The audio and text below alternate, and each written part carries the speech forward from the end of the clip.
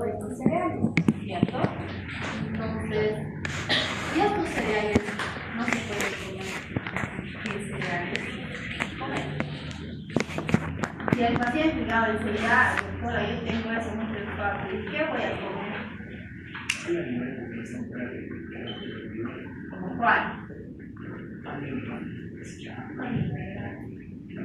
El integral, ¿no? Porque sigue siendo el de trigo.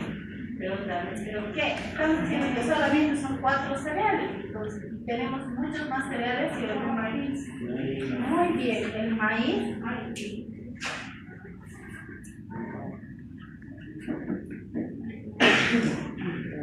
Por favor. No entiendo por qué. ¿Es desde aquí? No hay señal. Verifique la entrada externa o seleccione otra entrada con el botón Input.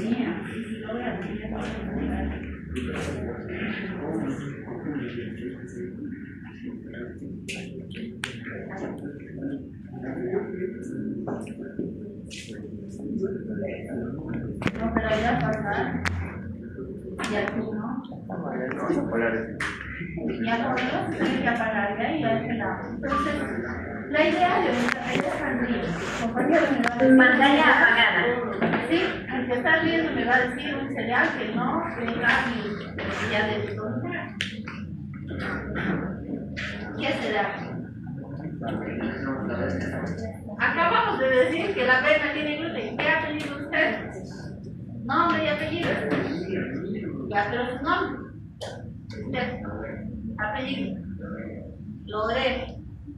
Loredo, concéntrese. Ya me voy a acordar, ya no me voy a olvidar de Loredo. Acabamos de decir que son 4. Entonces, si solo no son esos 4, hay muchos más cereales. Entonces, ¿cuál es el más común? El arroz, ¿cierto? Pero ¿qué más? La quinoa, ¿qué más? Y hacémosles un procesamiento de los cereales, pero total de volver a ver alguna confusión. ¿Qué otro más? Ya la cañaba. Con cañaba,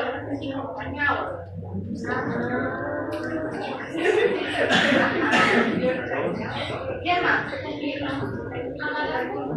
Ya. Pero el amaranto, ¿será un cereal? ¿Es un cereal? ¿Sí? Va a buscar. Está bien, la banca no tiene, pero de que usted abrió este restaurante de cereales. ¿El cereal, la banca? Sí. ¿Cómo viene la banca? No, usted ya aprende cuánto, pero originalmente, ¿qué viene? Van a buscar todos qué alimentos no son, porque los pacientes les van a preguntar qué puede comer. ¿Ya? ¿Qué más? ¿Ya? No es un cereal, pero sí, o sea que aunque el paciente tal vez entienda que cereales es solo un tipo de alimentos, se puede ampliar toda la inteligencia para dar más énfasis en otros alimentos. No es que algunos alimentos van a estudiar ¿qué voy a hacer ahora? ¿Qué voy a comer? Hay opciones, ¿no? ¿Alguien que piense de acuerdo? Muy bien. ¿Nadie? Interesante.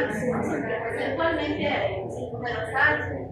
Entonces, también tiene que ver, pero con la definición basal. ¿Qué más pueden tener?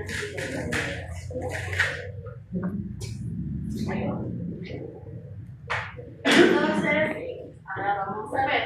Una enfermedad celíaca es un síntoma de mala absorción caracterizado por intolerancia a las proteínas del gluten en individuos genéticamente predispuestos con los alelos HLA-B2 y TQ8. Estos dos genes son los más importantes. Son más del 90% de los casos. Y el 10% restante, pues en otro tipo de gen o no se reconoce qué alteración génica ha habido. ¿Ya? La causa es multifactorial, es decir, hay factores dietéticos, ambientales y genéticos que tienen una significación importante. Entonces, ¿dónde podemos actuar nosotros? Los ambientales, ¿no? enfermedades. ¿Y qué podríamos hacer en eso? Nuestra dieta, lamentablemente, es generalizarme falta de gluten. ¿Quién no come pan todos los días? Levante la mano. Solo fueron personas 5 de todo el curso. Después todos comen alguna vez, no sé, en la mañana, tarde, en la noche, pan de seco. No es lo ideal, obviamente, pero es algo que culturalmente hemos aprendido de nuestros papás, de nuestros abuelos, cuando hay un montón más de cereales que podríamos comer. Pero ¿en qué lugar de nuestro país, por ejemplo, esa dieta es totalmente diferente?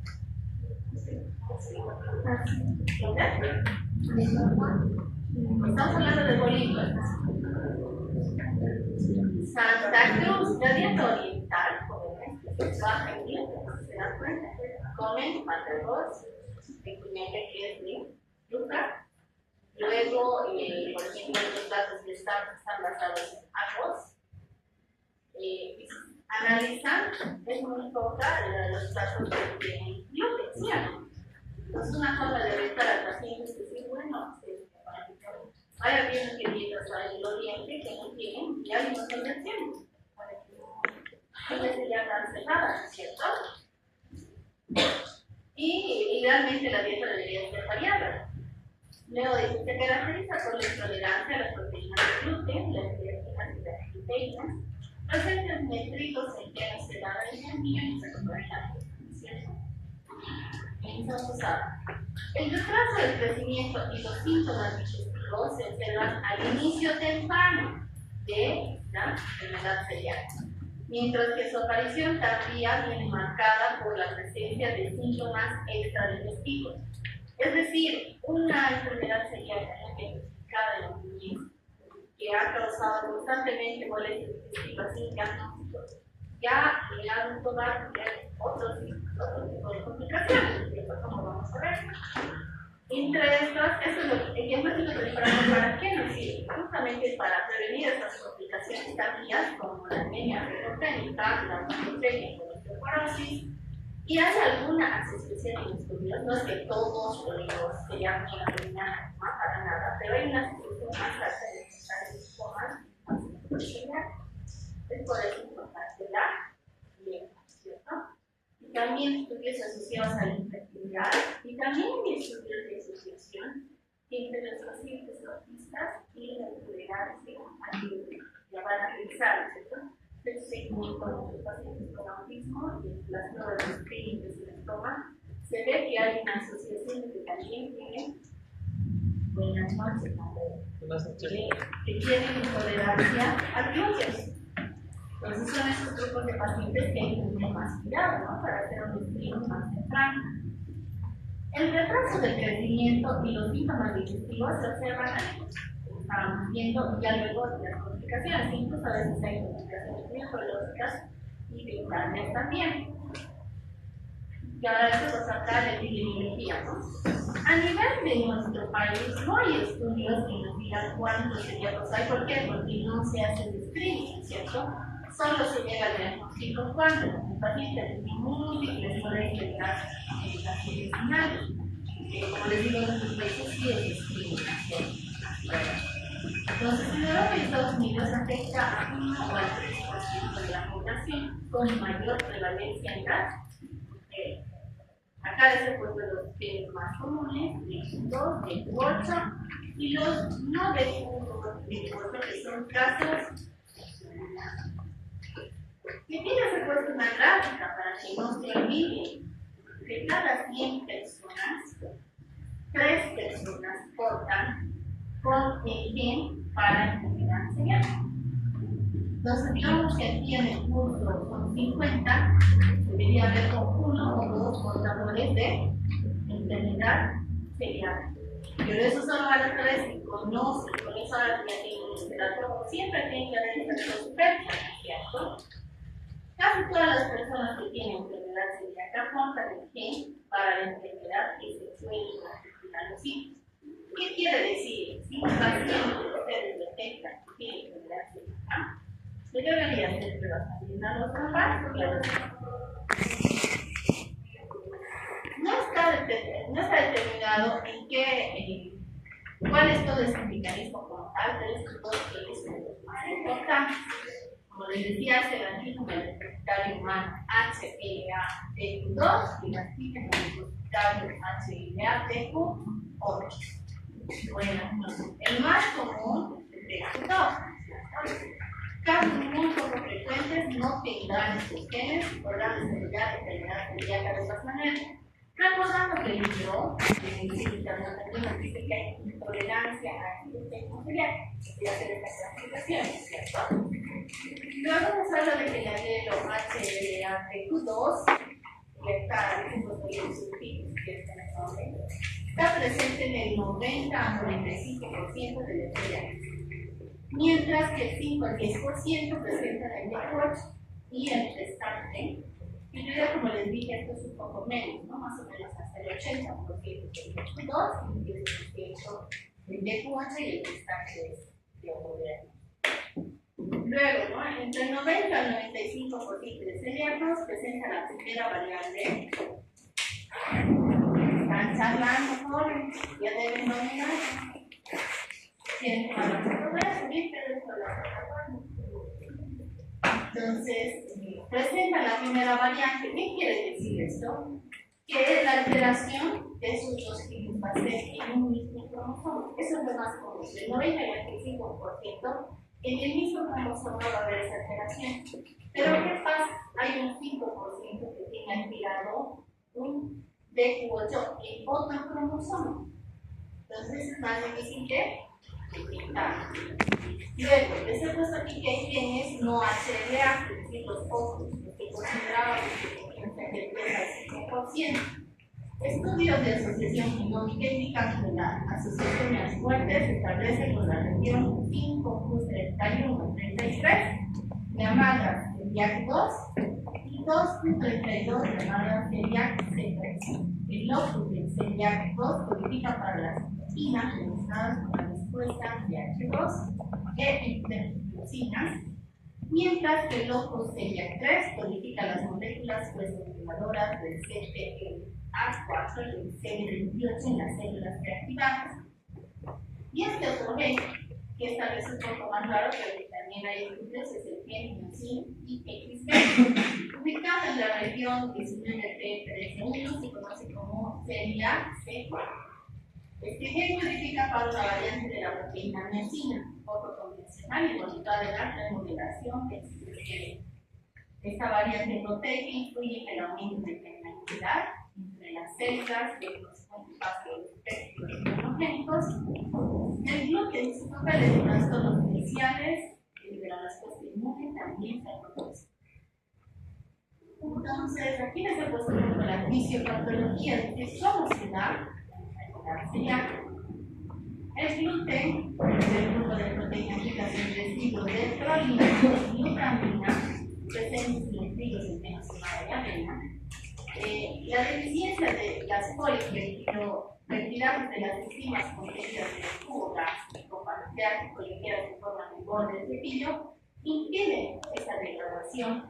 Al no haberse degradado, se originan péptidos más grandes. De todo ¿qué pasa en la digestión? Nosotros partimos las moléculas, pero en este caso no hay entonces hay péptidos grandes de gran tamaño que no son capaces de atravesar el epitelio intestinal para la absorción, se acumulan en el lumen. La presencia de agentes endógenos y tóxicos afecta en la integridad de la permeabilidad celular y reducen el paso de estos péptidos a la lámina propia, donde se dan sustrato de la enzima transglutaminidasa NCK2, que modifica los residuos de las moléculas HLA, TQ2 y TQ8, están expuestas en las células presentadoras de antígeno APC. Las APC localizadas en la lámina propia pueden presentar péptidos desaminados del complejo peptidenzima.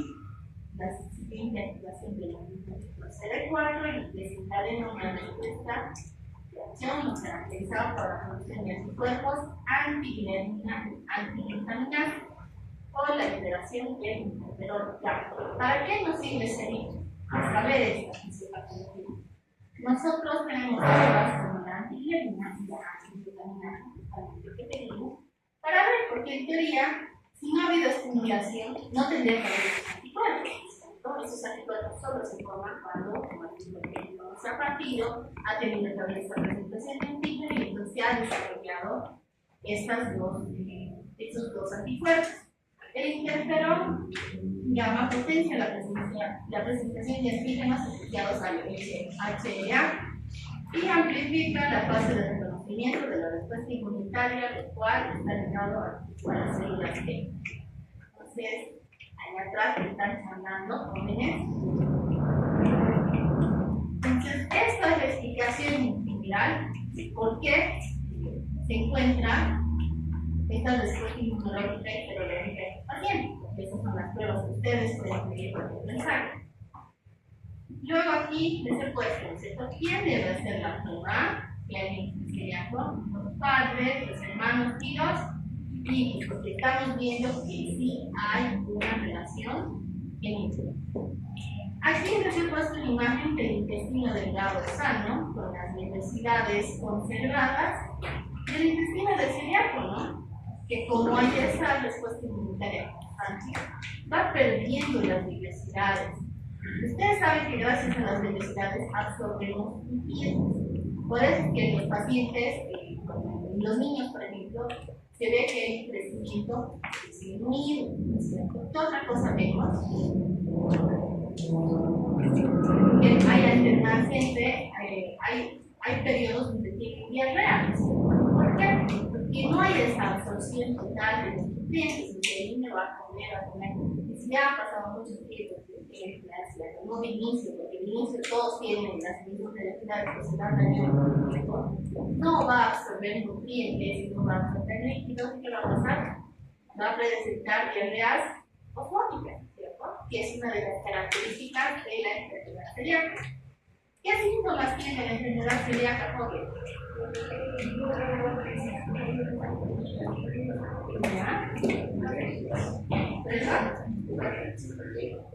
¿Cómo qué? Acción alérgica a todo. Piel, respiratoria, ¿verdad? Mediada por experimentar, porque estamos viendo que hay unos antiquemas. Allá su compañera está con el celular, va a tener aquí el celular. Pase, por favor. Entonces, para que puedan entender, porque a veces no entienden muy bien cómo se va a desarrollar. Pase. Sí, póngale. El que vea con el celular va a estar acá en el arte hasta finalizar la clase.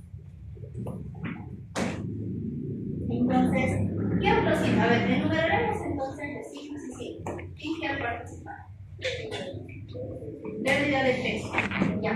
Y falta de ganancia ponderal, como estamos viendo, porque no hay absorción de los nutrientes. ¿Qué más? Dolor abdominal, porque esas velocidades están destruyendo, ¿no es cierto? Y eso será doloroso. ¿Qué más? La diarrea estamos viendo que es el proceso osmótico, al dañar las velocidades no hay absorción. ¿Qué más? Distensión abdominal, ¿verdad? Porque va a haber cadenas más grandes del lumen intestinal, ¿no es cierto? Asociada a gases.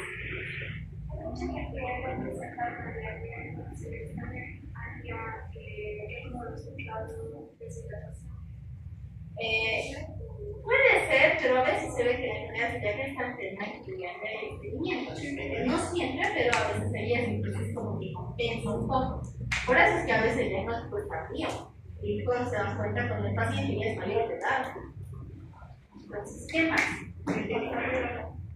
Ya, porque no está pudiendo tener inmune. ¿Qué más? Ya, la anemia.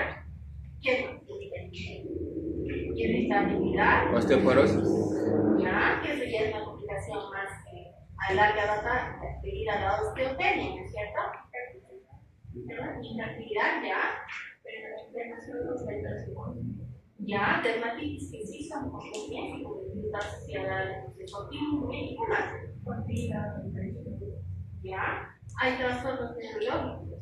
Porque obviamente una persona que todo el tiempo vive con dolor, entonces la ansiedad, tensión. ¿Qué más? Además, aparte de estar relacionada con la neuroquímica, como el autismo, también eso está asociado, por ejemplo, a la hiperactividad. Entonces, si ustedes ven pacientes que están en emergencia, un paciente tiene también que realizar al paciente para que haga el control de las patologías. Cuando esté entrando el diagnóstico, porque la idea es no le rápidamente. Sí, por eso por la falta de absorción nutritiva. Entonces, esa es la base para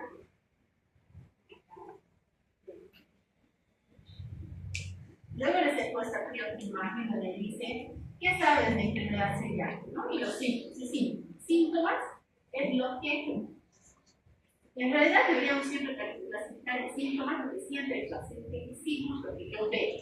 A veces en esta imagen no está tan bien clasificado, pero como decimos, el signo sería diarrea, el síntoma sería falta de apetito, signos también sería el vómito, síntomas las náuseas, síntomas de dolor abdominal. El tratamiento entonces, ¿qué es? El emocional, el de la dieta, ¿cierto? Ya, ¿y qué más? A veces también hay estudios que se ve que hay una disbiosis, es decir, una alteración de la microbiota intestinal. Entonces también tendríamos que regularizar la microbiota intestinal.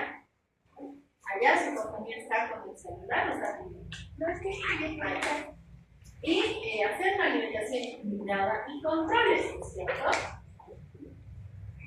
Entonces, estamos hablando ahora ya de diagnóstico como tal, porque ya hemos visto los técnicos, pero ahora el diagnóstico de enfermedad celíaca se clasifica en el diagnóstico serológico a través de pruebas sanguíneas, generalmente, a veces también a través de biopsia, bueno, de serología, de la biopsia del intestino, pero todos son sanguíneas, donde ¿qué vamos a pedir? Anticuerpos antitransglutaminasa, que estamos investigando, anticuerpos antiberina y antidonice, todos estos son de tipo IgA. Entonces, esos tres anticuerpos de tipo IgA que van a estar afectados justamente por la zona donde se da toda la infección en el intestino, ¿cierto? Y diagnóstico histológico quiere decir que es la biopsia de la velocidad, donde se va a ver la distribución de la mucosa, que tiene un alto valor diagnóstico, pero eso obviamente mucho más invasivo, ¿no? Las lesiones ocurren en la parte proximal del intestino delgado, donde se puede apreciar hiperplasia de criptas, luego atrofia de velocidades y aumento en el número de linfocitos y plaquetas. En 1992, Marsh ha propuesto una clasificación para el daño progresivo observado en la mucosa intestinal, que fue posteriormente ampliada por el gobierno y que en 1999 se constituye como una piedra angular del diagnóstico. Donde hay clasificaciones de esta dióxido, ¿no? O sea, tipo 0 será preinfectativo normal, tipo 1 vegetativo es un aumento de los linfocitos epiteliales, el tipo 2 hiperplásico, de hiperplasia de cripta, el tipo 3 destructivo, donde el tipo 2 más niveles de atrofia de las velocidades, que puede ser A, parcial B, subtotal, C, total. Ustedes se dan cuenta de la gravedad, Lumen está teniendo. Entonces, y el tipo 4, que es tipo clásico, ¿no? Que sería un tipo 3 más un tamaño normal de las criptas y un número normal de 10, tal vez más extraño, por eso es la última clasificación. Pero normalmente el paciente iría evolucionando en estos lados, hasta el lado 3, según el tiempo. Luego, aquí desde el puesto igual, la presencia de los marcadores junto con la lesión del MASH, 2 o MASH 3, son suficientes para proponer un diagnóstico profesional. El genotipaje HLA recurre en papel secundario dentro del algoritmo diagnóstico por la condición necesaria, pero no suficiente de los genes de susceptibilidad críticos. Esta prueba posee un alto valor de homeotipo, casi 100%, por lo cual es útil para descartar enfermedades con un diagnóstico confuso.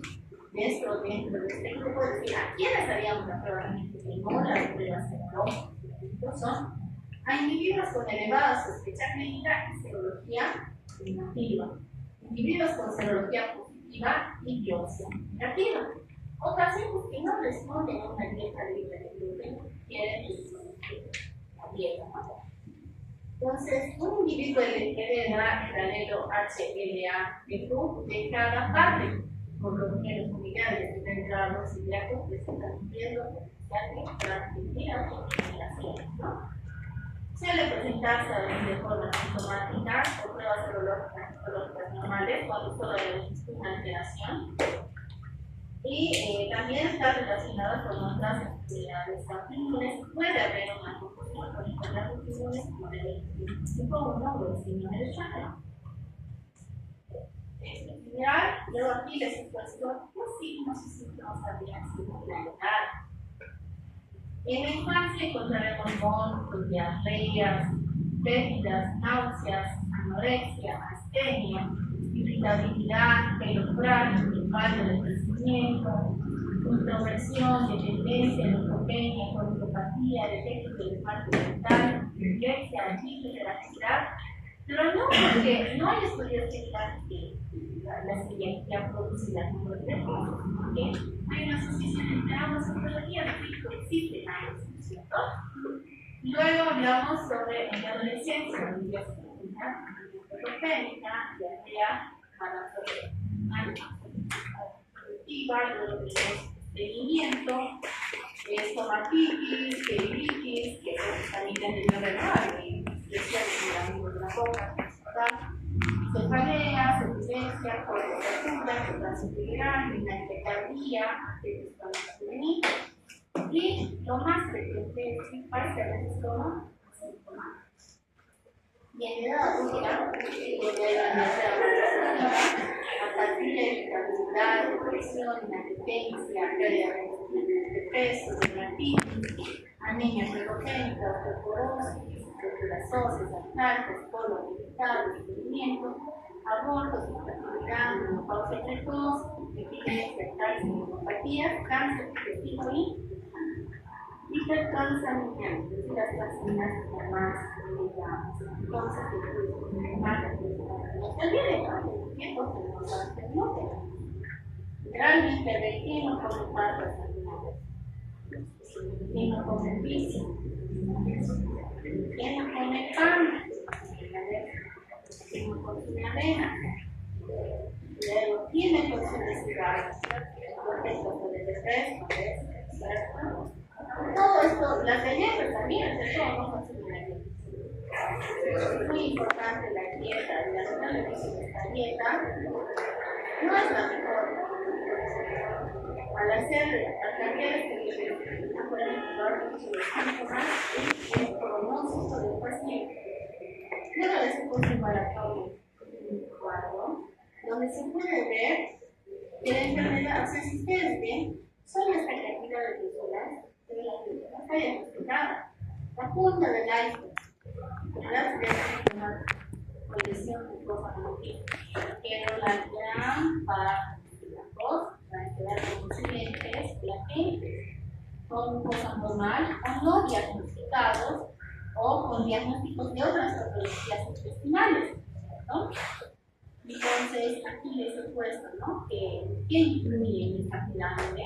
El gluten, el consumo de gluten, los genes HLA, TQ2, TQ8, la epigenética, la microbiota intestinal, que termina dando la patología fetal, ¿no? Entonces, ¿acuerdan?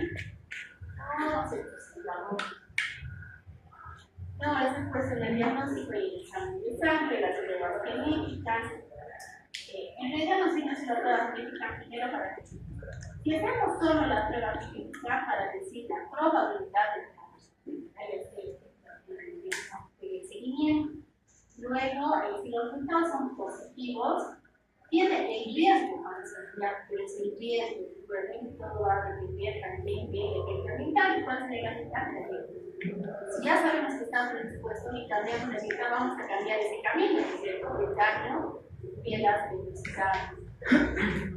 Luego, si los resultados en la prueba son negativos, no importa que nos señal. no podrá desarrollar la enfermedad en un 30% y transmitirla, salvo que esté en excepcionalidad.